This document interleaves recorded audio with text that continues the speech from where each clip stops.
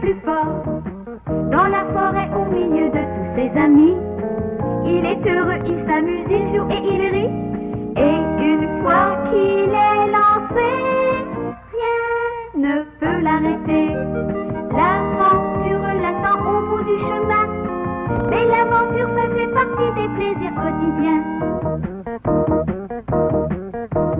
C'est l'histoire du petit castor, le plus petit mais le plus fort. Dans la forêt, au milieu de tous ses amis, il est heureux, il s'amuse, il joue et il rit. Et une fois qu'il est lancé, rien ne peut l'arrêter. Il est rusé, audacieux, il n'a pas peur. Et quoi qu'il arrive, il sait démontrer qu'il a du cœur.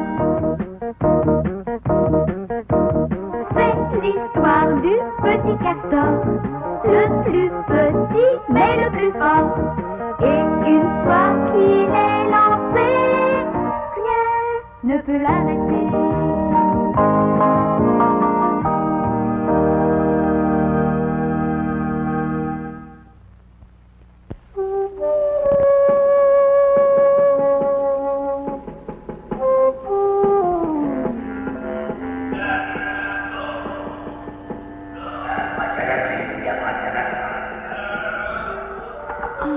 Voilà que ça recommence, Castor, et il y a 3 jours que ça dure.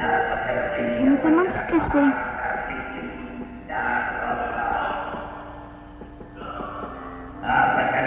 Oh, j'ai peur.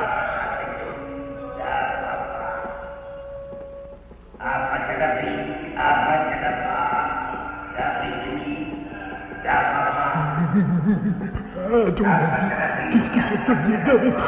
Ce ne serait pas le hurlement de loup par hasard. Espèce d'imbécile, ne hurle pas comme ça, je suis bien placé pour le savoir. Alors qu'est-ce que c'est? C'est peut-être un fantôme qui rôde dans les bois.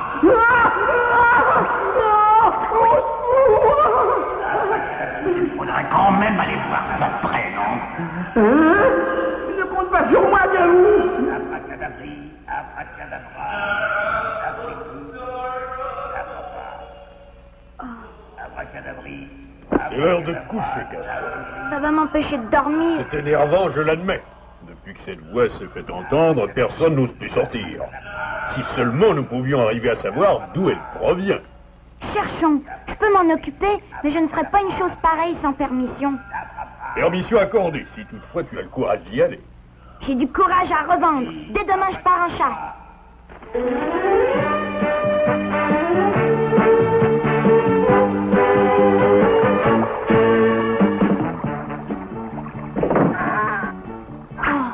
Bonne chance, Castor, et surtout, sois prudent. Je te le promets, papa.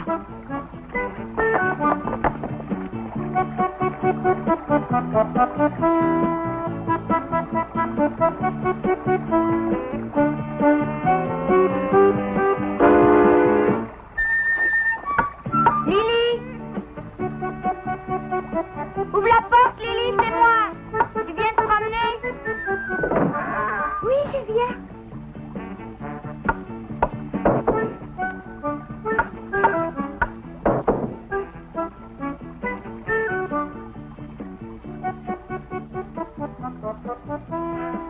Qu'est-ce que tu veux nous dire au juste? Abracadabri, abracadabra, dabri-bri. Dis vite, Castor, cette voix me donne des frissons. Je vous propose justement de chercher d'où elle vient. Hein? Alors là, compte pas sur moi. Bon, j'insiste pas. Je pensais que vous pourriez m'être utile dans mes recherches, mais si ça vous intéresse pas, j'irai tout seul et nous n'en parlons plus. Nous ne pouvons quand même pas le laisser s'aventurer seul dans une telle histoire. Sans doute, Lily, mais... Je viens avec toi, Castor. Je viens aussi, Castor. Moi aussi.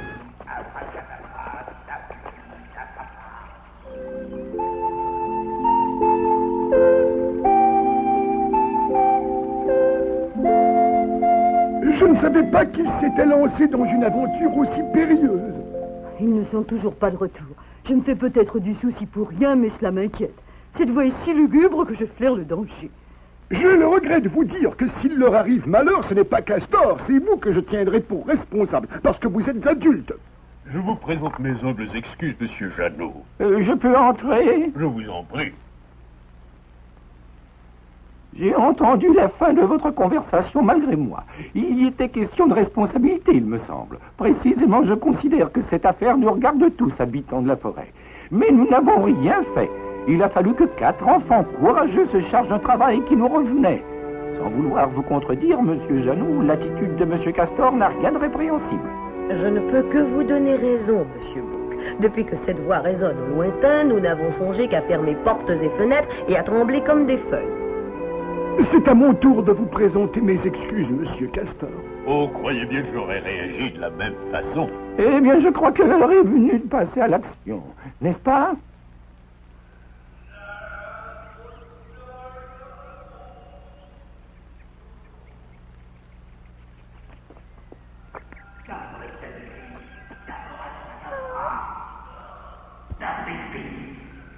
Ça vient de par là.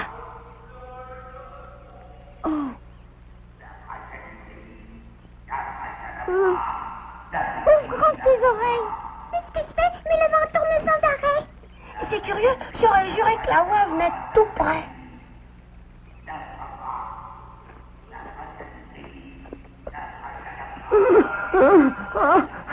Garou, arrêtons-nous un petit instant pour souffler. Si tu as peur, tu n'as qu'à faire demi-tour, Finot. Hein, moi, faire demi-tour? Non, non, non, je ne m'en irai pas. Je préfère vous suivre que de rester seul ici. Sauvez-moi, sauve qui peut. Où cours-tu comme ça? Mais je voulais être le premier pour ne pas être le dernier. Garou, regarde là-bas. Ah! J'ignorais qu'ils avaient entrepris des recherches aussi. Je dois trouver le premier d'où vient cette voix. C'est une simple question d'honneur.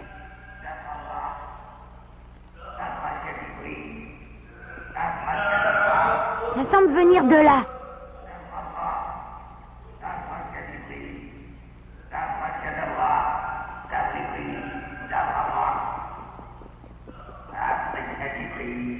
Que Mimi et Lily attendent ici pendant que Nounours et moi nous irons voir ce qui se passe. Ça peut être dangereux.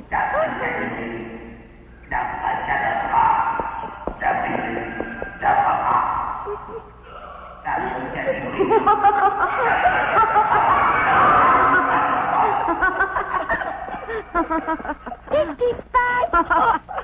Oh, si vous saviez. Venez voir vous-même.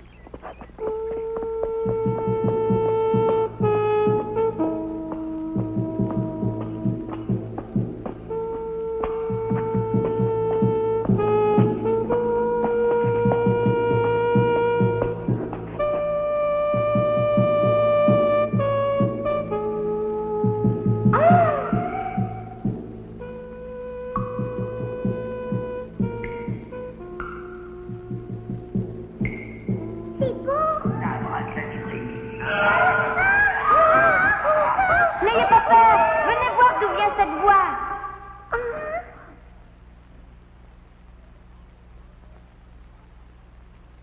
Mais c'est grand-père Garou. Grand-père Garou est blessé. Il a dû avoir un accident il y a 3 jours. Et depuis, il essaye de guérir à l'aide de formules magiques. C'est pas comme ça qu'il arrivera à se soigner. Hein? Tu ferais mieux de te taire. Personne ne me dira comment me soigner.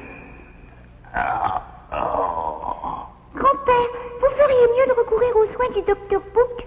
Jamais de la vie. Je préfère mourir que de m'adresser à un charlatan de cette espèce. Oh, ça vous regarde après tout. Cependant, je vous conseille de voir le docteur. Le docteur Bouc est un incapable. Nos formules magiques traditionnelles sont beaucoup plus efficaces que sa médecine. Ça, oui. Castor, laissons-le puisqu'il ne veut rien écouter.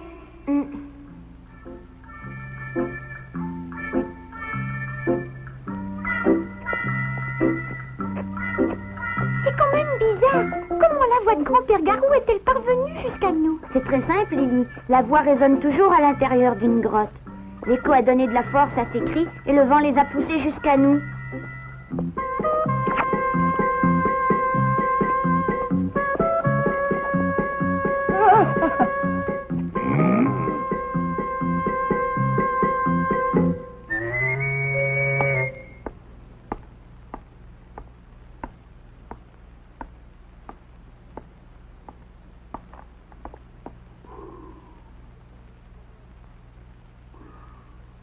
Je commence vraiment à m'inquiéter. Que chacun de nous parte fouiller un territoire bien déterminé. Vous avez raison, docteur. Je me réserve l'endroit le plus dangereux, le marais du diable. Bon, je vais fouiller les berges de la rivière. Oh, et moi? Oh! Nous sommes de retour! Vous voilà enfin! Comme je suis contente de te revoir, mon petit nounours.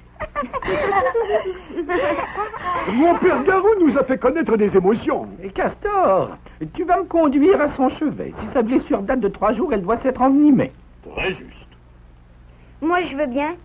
Mais grand-père Garou n'a pas été très tendre avec le docteur Book. Je vois pas pourquoi vous iriez le soigner.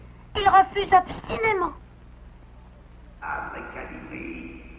Il préfère avoir recours aux formules magiques. Comment le sais-tu, Castor? Parce qu'il nous l'a dit. Il peut dire ce qu'il veut. Mon devoir m'oblige à secourir ceux qui souffrent. Le grand-père Garou me méprise. Il préfère se livrer à la magie. Mais pour moi, c'est un malade comme les autres. Le docteur a du temps à perdre.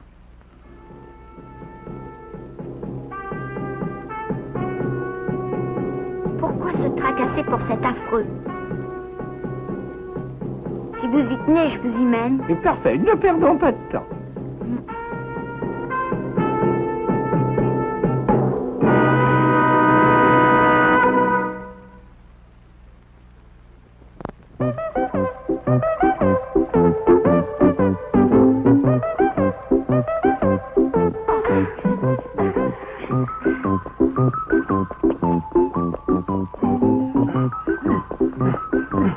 Ni plus mes jambes de 20 ans, oh non, malheureusement. Dépêchez-vous, docteur Book. Qu'est-ce que vous faites?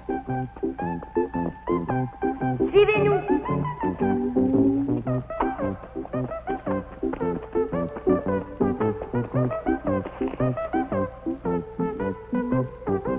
Oh, grand-père Garou n'est plus là? Je me demande où il a pu aller. Ah? Sa couche est encore chaude. Il doit pas être bien loin. Comment se fait-il qu'il ait quitté son lit? Il a dû se douter que nous reviendrions avec le docteur Book. Il arrive souvent que des malades se cachent quand un médecin vient les voir. Comment a-t-il fait avec sa jambe blessée? Je crois le savoir. Hein? Quelqu'un l'a traîné sur le sol. Oh. Il nous reste qu'à suivre cette trace pour le retrouver, n'est-ce pas? Oui, il nous donne du mal, celui-là. Espérons que la piste ne sera pas effacée.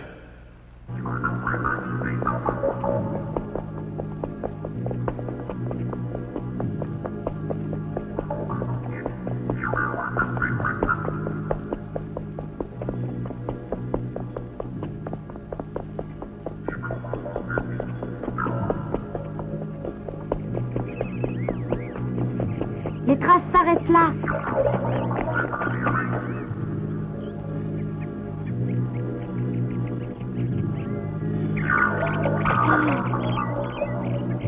C'est bien ce que je craignais. Nous ne pouvons pas remonter la piste à travers ces herbes. Ça vient de là.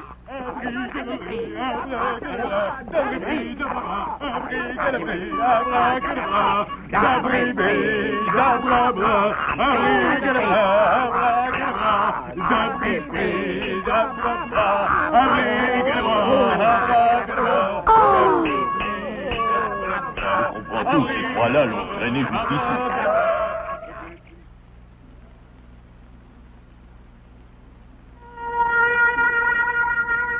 Nous nous sommes portés au secours de grand-père. J'entends des voix autour de moi. Qui est là, Garou? Le docteur Book. N'avancez pas. Il faut que je l'examine. Je vous interdis d'y toucher. Écartez-vous. Nous n'avons pas besoin de vos services. C'est vrai, je n'ai pas besoin d'un charlatan comme vous. Je sais comment me soigner. Ne dites pas de sottises, grand-père. Si le nécessaire n'est pas fait, les jours du malade sont en danger. Charlatan, vous n'êtes qu'un incapable. Allez faire semblant de soigner les autres. Et laissez-moi tranquille. N'approchez pas, vous avez entendu ce qu'a dit le roi de la forêt. Ça, le roi de la forêt, c'est plutôt le roi des imbéciles. Comment vous osez traiter grand-père Garou d'imbécile? Et c'est tout ce qu'il mérite. Ceux qui croient pouvoir se soigner avec des formules magiques ne sont que des imbéciles. Je le dis, je le répète. Vous m'insultez parce que je ne suis pas en état de me défendre, docteur Book. Venge-moi. Oh! Est-ce qu'il vous a fait mal? Non, non, ça va. Tu vas voir, ça se passera pas comme ça. Non, non, mes enfants, cela ne vaut pas la peine. Il vous a frappé. Laissez tomber ce vieux fou, c'est lui qui n'en vaut pas la peine. Nounours a raison. Pourquoi voulez-vous le soigner contre son gré? Parce que c'est le devoir d'un médecin. J'ai fait serment de secourir ceux qui souffrent, quoi qu'il advienne.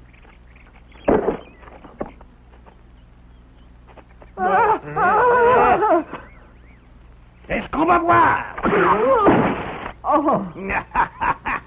Bien joué, Garou.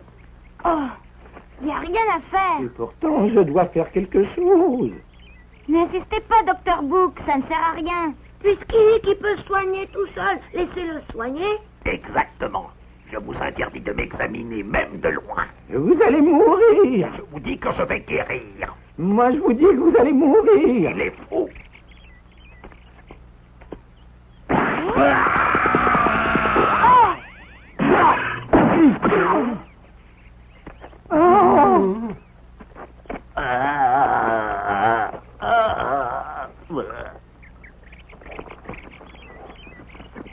La blessure est grave, il faut que j'opère. Qu'est-ce que vous dites?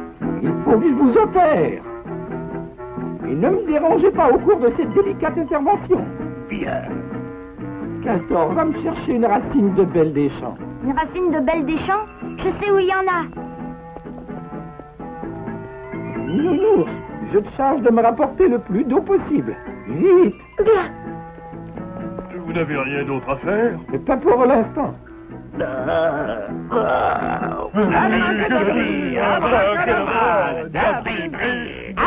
ça pas!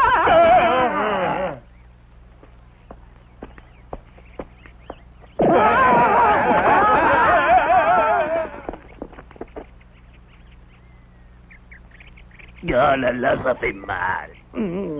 Forcément, vous avez laissé la blessure s'envenimer.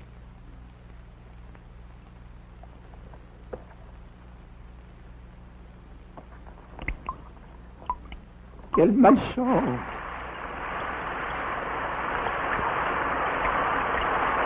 Et vite! Faites-moi un abri provisoire! Tout de suite.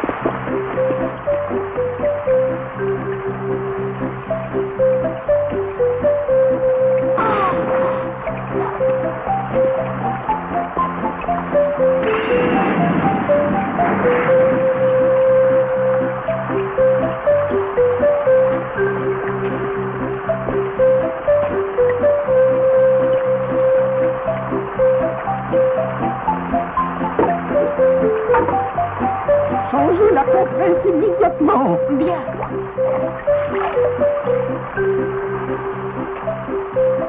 Non, non, il faut une compresse d'eau froide! Nounours, je t'avais dit d'apporter de l'eau! Mais j'en ai apporté. Pas assez, vite! J'y vais.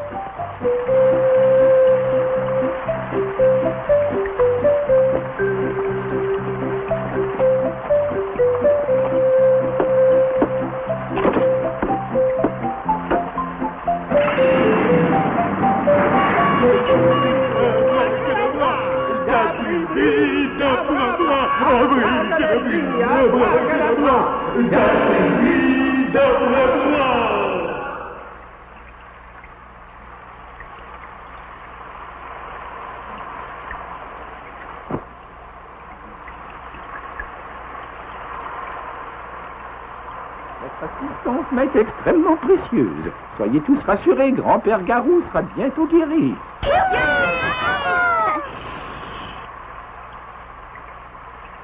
Cette blessure n'était pas belle à voir, mais j'ai l'habitude, fort heureusement. Docteur Book, vous vous sentez mieux? Et je voulais vous montrer ce que font ceux qui n'ont jamais vu une plaie.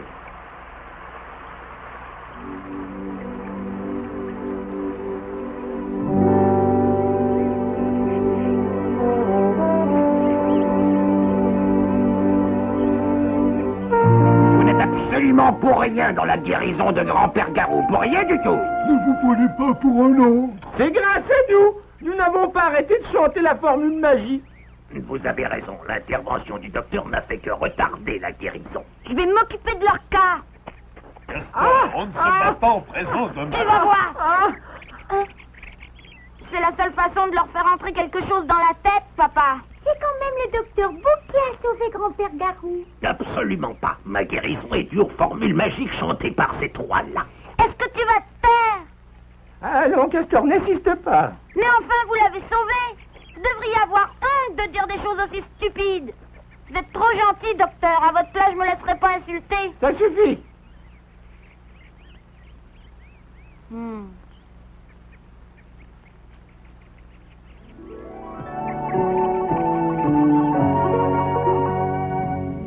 Tu as dit qu'à ma place, tu ne te laisserais pas insulter? Et comment? Je leur sauterai dessus. Non seulement vous faites l'impossible, mais ils vous crachent au visage. Aucune reconnaissance. Moi, à votre place, je m'en serais même pas occupé. Je l'aurais laissé mourir. Je comprends. Mais c'est vous qui avez sauvé grand-père Garou. Qui a transporté de l'eau sur son dos? Qui a construit un abri à la hâte? Qui a changé les compresses? Nous l'avons fait parce que vous nous l'avez demandé. Vous l'avez fait parce que vous avez tous un respect profond de la vie. Il dit qu'un médecin faisait serment de secourir les affligés, quoi qu'il advienne. Et c'est votre devoir à tous. La médecine est importante, certes, mais l'aide de braves gens comme vous est plus importante encore.